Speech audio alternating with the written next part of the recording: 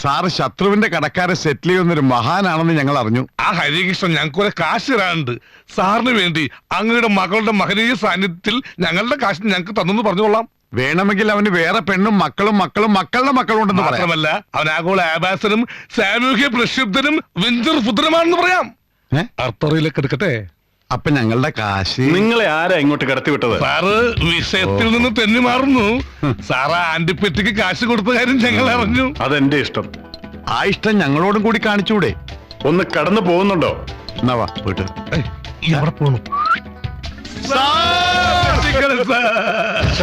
എന്താ ഇത്?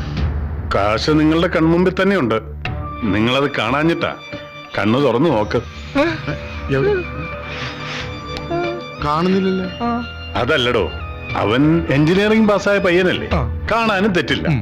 നല്ലൊരു തുക ശ്രീധരൻ തരുന്ന ഏതെങ്കിലും ഒരു പണക്കാരന്റെ മകളെ അവന് വേണ്ടി ആലോചിക്കും. എത്രയും പെട്ടെന്ന് കല്യാണവും നടത്തും. അപ്പോ സ്ത്രീധനം കിട്ടുന്ന കാശിൽ നിന്ന് നിങ്ങൾക്ക് നിങ്ങളുടെ കാശ് എടുക്കുകയും ചെയ്യാമല്ലോ.